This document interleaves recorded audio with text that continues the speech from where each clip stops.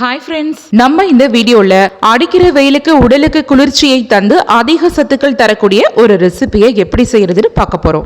இட்லி தோசைக்கு பதிலா வீட்ல இருக்கிற எல்லாரும் வாரத்துல ஒரு முறை இல்ல 2 முறையாவது இந்த பணியாரத்தை கண்டிப்பா செஞ்சு சாப்பிடுங்க. சைட் டிஷ் எல்லாம் தேவையில்ல, அப்படியே சாப்பிடலாம். ரொம்பவே டேஸ்டா இருக்கும். டேஸ்டா இருக்கிறது மட்டுமா, பாருங்க எந்த அளவுக்கு சாஃப்டா இருக்குன்னு. பல ஆரோக்கியங்களை அள்ளி தரக்கூடிய இந்த சத்தான டிஃபன் ரெசிபியை ரொம்ப ஈஸியா டேஸ்டா எப்படி செய்யலாம்னு பார்ப்போம். ஃபர்ஸ்ட், இந்த ரெசிபி செய்யறதுக்காக நான் 250 ml மெஷரிங் கப்பால 1 கப்பு அளவுக்கு பச்சை பயிரை ஊற வச்சுட்டு அதுக்கப்புறம் இது போல நல்லாவே முளை கட்டி எடுத்து வச்சிருக்கேங்க. இப்போ முளை கட்டிய இந்த பச்சை பயிர்ல இருந்து பாதி அளவு மட்டும் எடுத்து மிக்ஸி ஜார் கப்ல சேர்த்துக்கோங்க.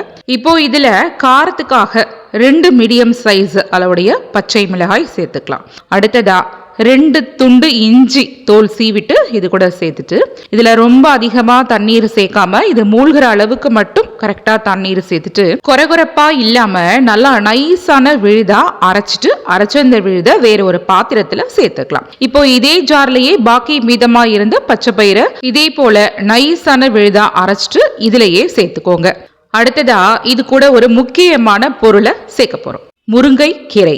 நல்லா ஒரு 3 கைப்பிடி அளவுக்கு முருங்கை கீரையை சுத்தமா கழுவி தண்ணீர் வடிச்சு எடுத்து வச்சிருக்கேன். கூடுமான அளவு நீங்க எடுக்கக்கூடிய முருங்கை கீரையை நல்லா ஃப்ரெஷ்ஷான கீரையாவே எடுத்து உபயோகப்படுத்துங்க. இப்போ அடுத்ததா இது கூட 1 கைப்பிடி அளவுக்கு நைஸா நறுக்குன்னு பெரிய வெங்காயம் சேர்த்துக்கலாம். அடுத்ததா இது கூட 1 டீஸ்பூன் மிளகுத்தூள், 1 டீஸ்பூன் சீரகத்தூள். நீங்க இது ரெண்டுத்தையுமே ஒன்னும் பாதியமா இடிச்சுட்டு சேர்க்கறதா இருந்தாலும் சேர்த்துக்கலாம். கூடவே ஒரு 1/4 டீஸ்பூன் மட்டும் மஞ்சள் பொடி, 1 டீஸ்பூன் உப்பு சேர்த்துட்டு நல்லா மிக்ஸ் பண்ணி விடுங்க. நம்ம சேர்த்திருக்கக்கூடிய இந்த எல்லா பொருட்களும் ஒன்னோட ஒன்று நல்லா ஃபைனா மிக்ஸ் ஆகிற அளவுக்கு இது போல கலந்து விடுங்க.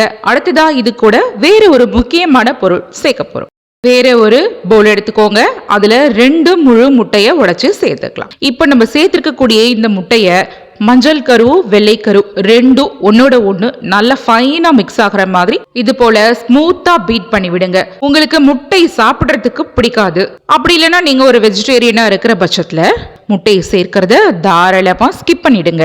இப்போ நான் இதுல முட்டையை சேர்த்து தாங்க செய்ய போறேன். இப்போ பீட் பண்ணிருக்க இந்த முட்டை கலவையை நம்ம ஆல்ரெடி ரெடி பண்ணி வச்சிருந்தோம்ல, அந்த கலவை கூட சேர்த்துட்டு நல்லா ஈவனா மிக்ஸ் பண்ணிக்கலாம். நம்ம டைரக்டா இந்த கலவையில முட்டையை சேர்த்து கலந்து விடும் போது கிடைக்கக்கூடிய ஒரு ஸ்மூத்னஸை விட நம்ம இதை செப்பரேட்டா பீட் பண்ணிட்டு அதுக்கப்புறம் இந்த கலவையோட சேர்த்து மிக்ஸ் பண்ணும்போது நம்ம செய்யக்கூடிய இந்த ரெசிபி ரொம்பவே சாஃப்டா இருக்கும். ஸோ நீங்க இந்த மெத்தட்லயே பீட் பண்ணி மிக்ஸ் பண்ணுங்க. சரி, இது அப்படியே இருக்கட்டும். அடுத்ததா ஸ்டவ்ல குழிப்பணியார கல்லை வச்சு சூடுபடுத்திக்கோங்க. கல் சூடானதுக்கு அப்புறமா இதுல நீங்க சமையலுக்கு எண்ணெய் பயன்படுத்துவீங்களோ அதை சேர்த்துக்கோங்க. நான் வந்து நல்லெண்ணெய் சேர்த்திருக்கேன். இப்போ இதுல சேர்த்திருந்த எண்ணெய் சூடானதுக்கு அப்புறமா நம்ம தயார் பண்ணி வச்சிருந்த மாவை குழிகரண்டியால முண்டு இந்த குழிகள்ல 3/4 வாசி மட்டும் நிரம்புற மாதிரி ஃபில் பண்ணி விடுங்க. ரொம்ப வழிய நிரப்பி ஃபில் பண்ண வேண்டாம், அப்புறம் வேகிறதுக்கு கொஞ்சம் கஷ்டமா இருக்கும். அப்புறம் மேக்சிமம் நீங்க இந்த பணியாரத்தை நல்லெண்ணெயிலேயே சுட பாருங்க. அப்பதான் மனமும் சுவையும் ரொம்பவே இருக்கும். எல்லாத்தையுமே ஃபில் பண்ணியாச்சு. ஒரு லிட்டை போட்டு மூடி மிதமான தீயில ஒரு 2 நிமிஷத்துக்கு மட்டும் வேக விடலாம். 2 நிமிஷம் கம்ப்ளீட்டா முடிஞ்சிருச்சு. லிட்டை ஓபன் பண்ணிக்கலாம். இப்போ எல்லா பணியாரமும் ஒரு சைடு நல்ல ஒரு கோல்டன் கலருக்கு வெந்து வந்துருச்சு. சோ நீங்க ஒரு ஸ்பூனால இதை அப்படியே பெரட்டி போட்டு வேக விடுங்க.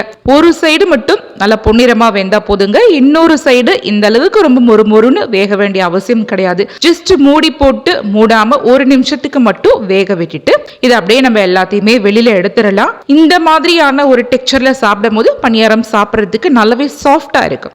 அடுத்ததா பாக்கி இருக்கிற எல்லா மாவையுமே நான் இதே மாதிரியான ஒரு சாஃப்டான பணியாரமாவே சுட்டு எடுத்துக்கிறேங்க. இதுக்கு சைட் டிஷ் எல்லாம் தேவையில்லைங்க, அப்படியே கூட சாப்பிடலாம். ரொம்பவே டேஸ்டா இருக்கு. ஒருவேளை உங்களுக்கு இதுக்கு சைட் டிஷ்ஷோட சாப்பிட்டா நல்லா இருக்கும் அப்படின்னு தோணுச்சுன்னா அதிக காரம் இல்லாம தேங்காய் சட்னி அரைச்சு தொட்டு சாப்பிடலாம். ரொம்பவே அருமையா இருக்கும். இதுல சேர்த்திருக்க பச்சை பயிறு அடிக்கிற வெயிலுக்கு உடல் சூட்டை குறைக்கும். அப்புறம் இதுல நிறையவே புரதச்சத்து நார்ச்சத்து இருக்குங்க.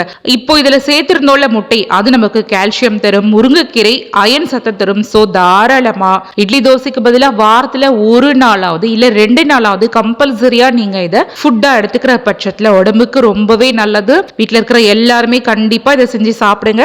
குறிப்பா டயாபெட்டிஸ் பேஷண்ட் தாராளமா எடுத்துக்கலாம். உடல் எடை குறைப்புல ஈடுபடுறவங்க எண்ணெய் ரொம்ப அதிகமா சேர்க்கறத தவிர்த்துட்டு 2 முட்டைக்கு பதிலா 1 முட்டையை சேர்த்து செஞ்சு தாராளமா சாப்பிடலாங்க. சோ கண்டிப்பா இந்த ரெசிபியை உங்க வீட்ல ட்ரை பண்ணி பாருங்க. ஓகே ஃப்ரெண்ட்ஸ், இந்த ரெசிபி வீடியோ பிடிச்சிருந்தா லைக் பண்ணி ஷேர் பண்ணுங்க. மறக்காமல் சூப்பர் கிச்சன் சேனலையும் சப்ஸ்கிரைப் பண்ணிக்கோங்க. தேங்க்ஸ் ஃபார் வாட்சிங்.